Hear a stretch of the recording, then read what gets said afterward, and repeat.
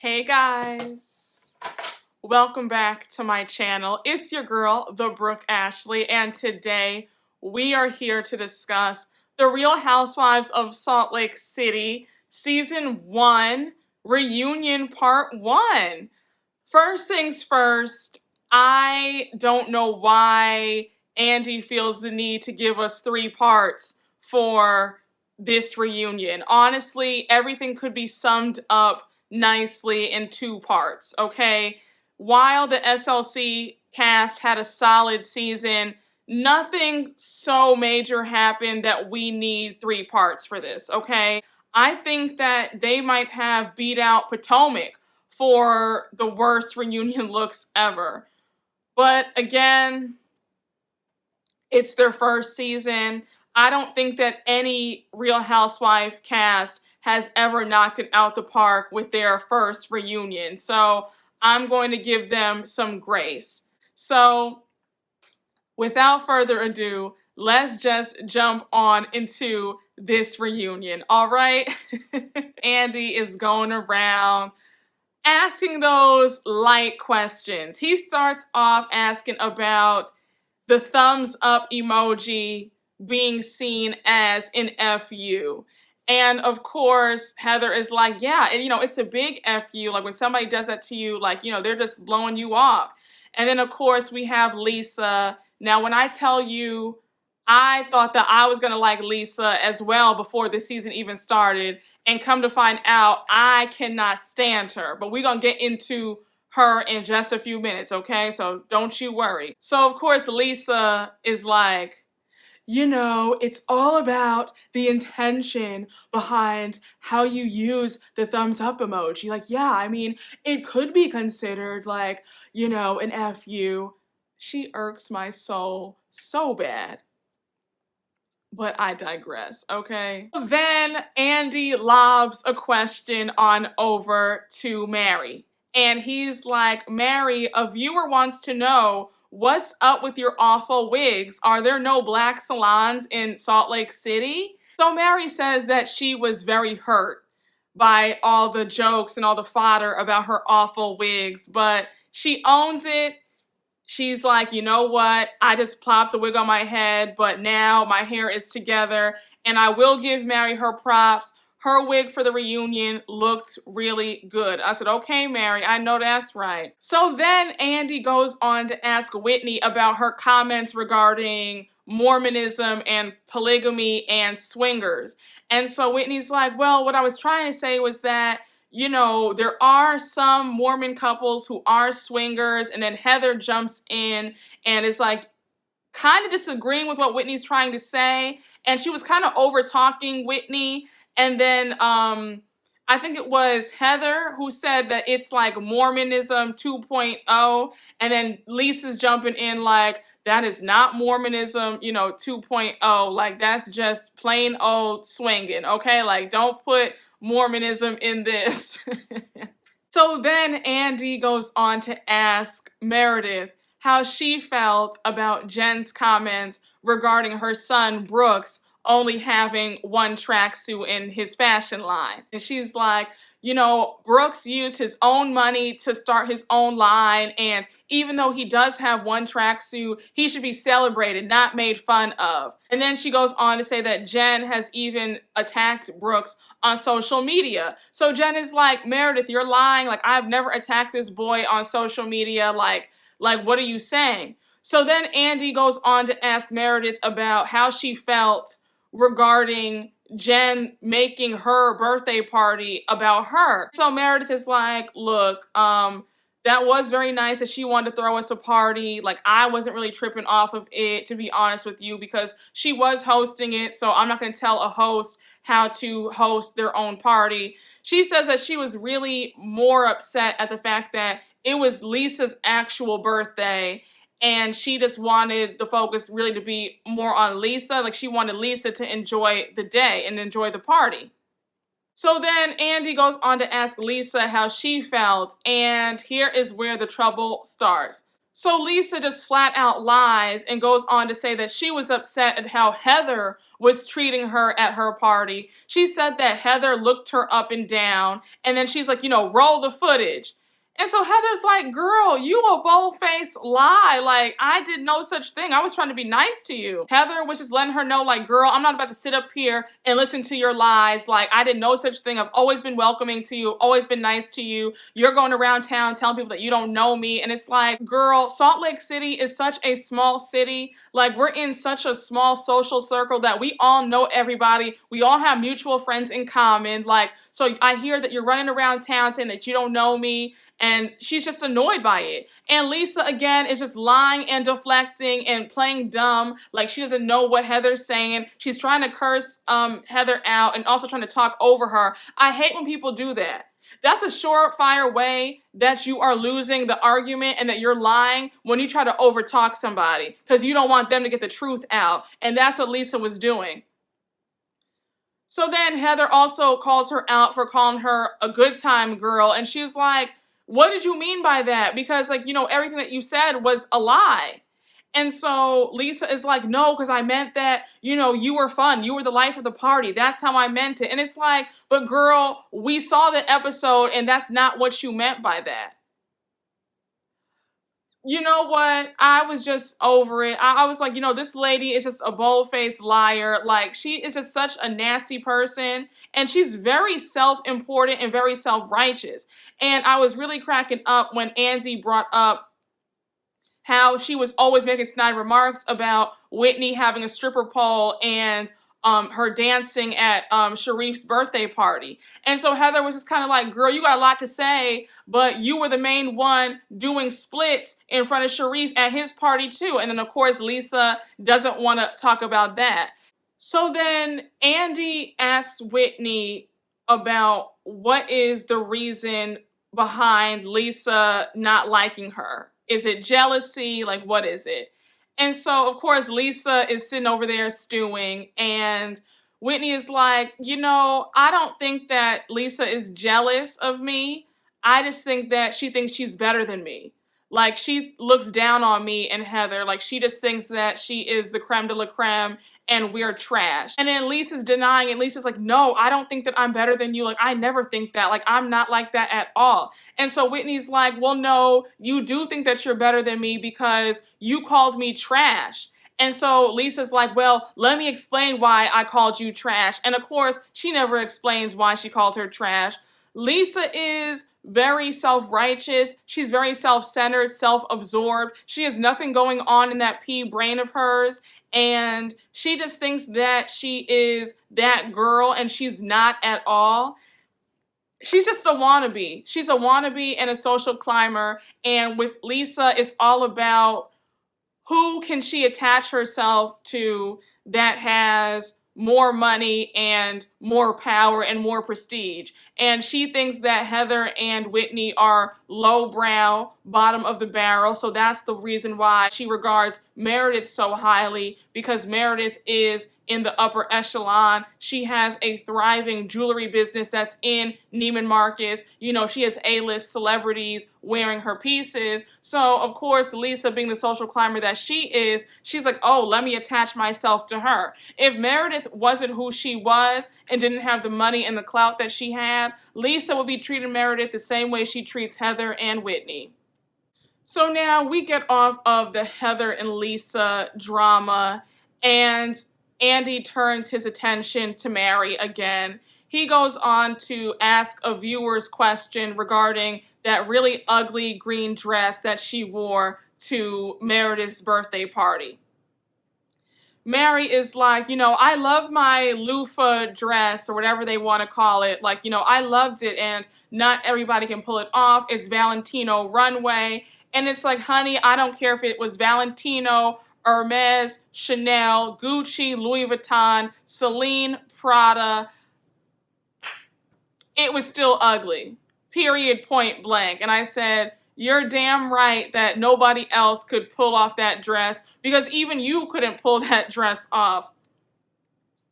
So then Andy goes on to ask Jen about her plastic surgery. It was another viewer question about why, she's played with her face so much. So Jen is like, well, I haven't gotten anything done to my face, with the exception of some fillers and some Botox, like that's it. And then Andy's like, that's it? Like, because girl, your nose looks like it's been altered. So then Jen is like, no, I got hit in my nose or whatever have you, and I had to get it like, fixed or something. And Andy, along with everybody else, is kind of looking like,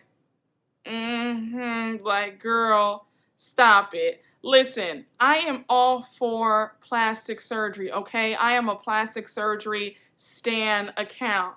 There is nothing wrong with it, okay? If you want a little tweak, get it, okay? I know that when the day comes for me, I will be so honest and forthright with you guys. I mean, you can't fix perfection, but again, the day that I want a little tweak, I will be like so honest. But I digress. Let's just get on into Jen, okay? So now Andy goes on to ask the $64 million question that everybody wants to know. Why does Jen have so many assistants, and what exactly does she do? Jen was kind of stammering and stuttering and hemming and hawing when it came to these two questions, okay? I was still confused, like, girl, you didn't really answer the question. What do you do again? So Jen says, the reason why I have a lot of assistants is because I need a lot of help. Don't get me wrong. I am in complete support of having nannies and personal assistants. But I'm not understanding why you need 5, 6, 7, 8 assistants, okay? That's just not adding up to me. I don't even think Beyonce has 8 assistants, and she has hundreds of millions of dollars and a schedule that is jam-packed with stuff, okay, from sun up to sundown. So I'm like, girl, if these A-list folks don't have 8 assistants, then why do you have 8 assistants? Again, she's not really clear exactly about why she needs all those assistants. And then Andy's like, okay, so like what exactly do you do? So Jen says that she does direct consumer advertising. It sounded like she was saying that she's like responsible for the ads that we see pop up when we're on the internet. I was still confused, and even Heather made a joke about how she was out to dinner, on a business dinner with Jen, with some like really big time people. I think she said it like HBO or something. And even she was like, I still don't know what Jen does either. Like, I'm still just as confused. So then the conversation turns to Sharif. One of the viewers asks, Sharif is not even the head coach. So why isn't he home? Like, he should have more flexibility. Jen says that because Sharif isn't a head coach, he doesn't have the flexibility that a head coach would have. And that's why he's never home. Again, I was looking like, but I digress. So then the topic of Sharif not being there for her dad's funeral really gets the conversation started, and Jen gets teary-eyed, and she says that really affected her, and she was holding on to a lot of resentment, and anybody would be. I don't care what anybody says, like, I would have been divorced because there is no explanation, there's no excuse for why you could not take a few days out to be there for your father-in-law's funeral. Jen even admits that when Sharif got home, she even told him, pack up all your stuff, like get out, like I don't want to see you again. Like that's how angry she was. So then Andy goes on to ask if something happened in the past with Sharif. Jen at this point starts crying even more, and I did not feel like she answered the question. because she kept saying that she had resentment and that he knew that she was still angry about missing the dad's funeral. And I was like, okay, but Jen, that's not what Andy asked you. Andy asked you, had you and Sharif gone through something in the past, i.e. infidelity, for the reason why you have some sort of mistrust or resentment built up toward this man who is never home. Andy is funny to me because he picks and chooses when he wants to keep pressing an issue and when he wants to let it slide. I thought that he let Jen slide with that question because I would have said, okay, sis, thank you for that answer, but you still didn't answer my question. And that question is, did something happen between y'all in the past? Don't let me be a host of one of these reunions. I swear we will be sitting there for 20 hours straight and nobody will be able to go back to their hotel room until we get it sorted out. You hear me? Andy reads another viewer's question regarding Jen's tantrums. And the viewer says, how can you justify acting the way you do when you're a woman in your 50s? So then Jen is annoyed because she's like, I'm 48. I'm not in my 50s. And it's like, girl, 48 is damn near 50, okay? It is knocking on 50's door. Enough. So Jen says that the reason why she acted the way that she did was because she was going through a lot. And I'm going to need you to come up with a better excuse than that because everybody's going through a lot. And if you aren't going through a lot right now, there are times when everybody's life where they've gone through a lot and they were still able to put on a smiling face and act normal. Jen, I'm going to say this just as plain and simple as I want to. You need to grow up. So then Mary interjects and says that I think that Jen is triggered every time my name is brought up. And Lisa goes on to defend Jen. I said, oh, so now it's the Lisa Jen show. Side note, I have a feeling that Meredith and Lisa are on the outs, and it looks like in the previews for the next part that her and Lisa are going to get into it. And I think that Meredith is really pissed at Lisa giving Jen a second chance after she said in Vegas that she did not want to be friends with Jen anymore.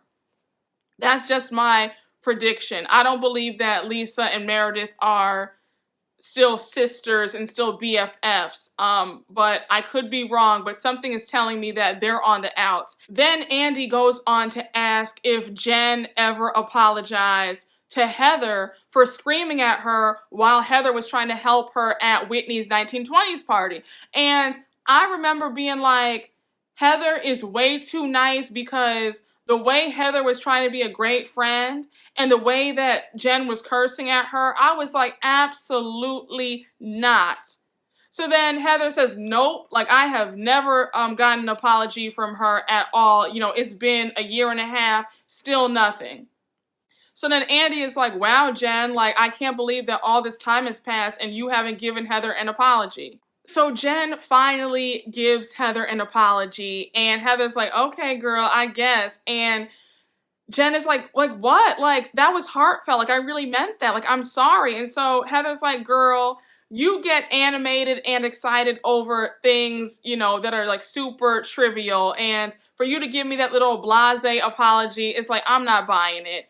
And while Jen could try to act like that was heartfelt, I would be thinking that it was just really forced and phony, because the fact that it took you a year and a half to give me this apology and now it's just kind of like, well, I'm sorry. Like, well, here, damn. And it was also like the fact that you didn't have the decency or the courtesy to call her up after that episode aired and say, girl, I was tripping. Like, I am so sorry. Please forgive me. The fact that you didn't even do that after the episode aired, you had to wait once you were asked about it at the reunion, like that's pathetic to me. And it shows very low character. So now Mary is just annoyed because you know that she can't stand Jen. So Mary calls out Heather and is like, it's really funny to me how you accept her abuse. Like, that's not what a friendship is. A friend should not be cursing you out, calling you out of your name, and you gonna sit up there and just be okay with it and then just be cool with a little weak apology. So then Jen is getting upset, and then Jen says something to Mary. And then Mary's like, girl, I don't want to be friends with you. Like, what don't you understand? And the way I got my life. As kooky as Mary is, Mary knows how to read and Mary knows how to stand up for herself. And I was in agreement with what Mary said about Heather taking abuse from Jen and how it shouldn't be tolerated or accepted. I said, listen, when you're right, you're right. And Mary was clearly in the right when she was calling out why Heather accepts this craziness from Jen. So now Andy focuses attention back to Meredith. He reads off a viewer's question about why she lets Brooks be involved in grown people's business. And I was cracking up because I said, I know that was a black viewer who wrote that question in, because you know how we do. We're always talking about some grown folks' business. I was cracking up. So of course, Meredith hops on the defense and she's like, well, first of all, you know, Brooks does not dictate anything to me, but he is allowed to voice his concerns. And she addresses that incident at her house when Jen came over and Jen was doing those high kicks. And she says that Chloe and Brooke saw Jen's vagina and they were really uncomfortable about it, and that's why they left. Now, you already know how I feel about that situation. Brooks and Chloe shouldn't have been there in the first place. Like, let your mom have her time with her friends and y'all go to a friend's house or go out to eat. Do something. Go to your room. Like, you don't have to be in the mix. So now Meredith and Jen really get into it. And so Jen is like, girl, like, I never had any intention on trying to make your kids uncomfortable. And if you were so uncomfortable with me being there and you were so upset with me, then why did you let me spend the night at your house? So then Meredith is like, well, girl, actually, I didn't allow you to spend the night at my house. I had no choice to let you stay the night because you passed out, and you kept attacking Brooks on social media. And so Jen is like, girl, you're a liar. Like, I never attacked your child on social media. Like, what are you saying? So then Meredith brings up the fact that Jen had said that he was a white privileged boy from a white privileged family. And so she's upset with that. And it's like, well, Meredith, that is the truth. Like, your son is the epitome of white privilege. Like, it is what it is. So then Mary jumps in again and is like, it's just so funny how y'all run to her rescue, but when she attacks me, everybody's silent. And so they're all like, Mary, that's not true. That's not true. And Mary's just getting angrier, like, nobody sticks up for me. So then Lisa decides that she wants to go at it with Mary. And so she's like, Mary, like, calm down. That's not true. I stick up for you all the time. I'm so nice to you. I'm the nicest person who ever lived. Like, I'm so good to you, Mary. So while Lisa is saying all that, she kind of has her hand up while she's talking to Mary. So then Mary's like, girl, put your hand down. Like, put your mother effing hand down when you talking to me. Like, you better calm it down. I was cracking up because I said, I'm the same way. Put your hand down when you're speaking to me, because I don't play that. Okay? I understand folks get animated, because I get animated too. And you can do a cute little hand gesture. When you start doing all that, don't do that. The way Mary surprised me during this part 1 reunion, I was like, I'm sitting up here agreeing with Mary, like, oh my gosh, like, how crazy is that? So then Mary just lets Lisa know for the last time, put your hand down when you're talking to me and stop focusing on me. Worry about yourself. Like, focus on Lisa, okay? So now we get to the Lisa portion of the reunion. I was just like, ugh, like, really? I cannot stand her. Andy goes on to ask Lisa a question from one of the viewers, and it's about why didn't she pick up the phone that episode when she was doing her Sundance parties And, you know, what if your kids were having an emergency of some sort, like you didn't pick up the phone? So now Lisa puts on her best performance. It was Oscar worthy, to be honest with you. And she goes on to start crying, and she's all, I just, you know, if you want to make me cry, then like bring up my kids. Like, I just love my kids. They're the best things to ever happen to me. Like, you know, like I have a wonderful hands-on husband and I just love my kids, okay? I just love my kids. Like, don't bring up my kids. I just love my kids and I'm a great mom. Lisa was crying like she's the only one who has kids, and she was acting like nobody else feels the same way about their kids. I mean, girl, just answer the damn question. Why didn't you pick up the phone when they were calling you? I was just so over Lisa. I really was. And this last part of the reunion, focusing all on her and all of her BS, like, I was just like, girl, please go somewhere. Like, you are not needed to this cast. You're just a waste of space. So then Andy reads off another viewer question about her attitude and how off-putting it is. And Lisa, since she just can't hear any sort of constructive criticism, she's already on the defense with the, well, you know, that's just how I'm wired. Like, I have to be this way. Like, I'm a hard worker. Everybody in my family is a hard worker. And it's like, girl, just own up to the fact that you have a really stank attitude, you think you're better than other people, and you can't hear a lick of advice whatsoever. So then Whitney says, so because you're successful, you can't be nice? Like, the two can't go hand in hand? And then Heather is like, girl, you don't see yourself at all because you're just so nasty. So then Lisa starts lying about how she's actually very warm and friendly and fuzzy on the inside. And, you know, that's just not how it's been portrayed. It's like the camera folks can't edit what's not there. Like, you've been a bitch all season, and that's what we all saw. So now Mary interjects and says, Lisa, you need to learn how to take constructive criticism. Like, we all have room for improvement. And I thought that it was like the pot calling the kettle black, because I said, Mary also talks down on people and she's also very rude. And it was funny when they called it out about how Mary speaks down on people, and she was like, no, I don't. Like, you know, who have I talked down to? And it's like, Mary, do you not remember how you talked to your housekeeper, Charlinda?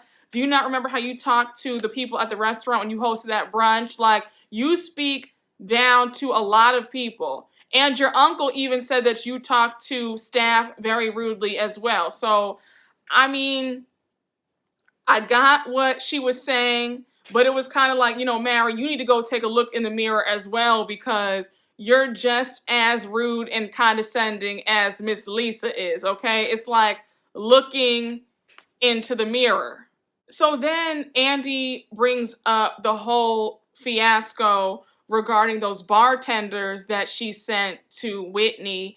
And of course, Lisa is deflecting. And she's like, well, you know, I thought that she was trying to, you know, tear down my brand because I spent over $2,000 for that bar for her and for those bartenders. So Whitney's like, girl, I have money. I don't need your money. I don't need your help. So let's just get that straight. I didn't ask you for this. You offered.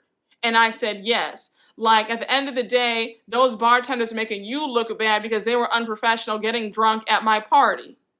Lisa can't own up to anything. Lisa can't take accountability for anything. And Lisa refuses to look in the mirror and just say, you know what? I need to work on this, this, and this. Everybody can't be wrong about you. Everybody's saying the same thing about you, that you're rude and nasty and condescending and self-righteous and also very self-absorbed.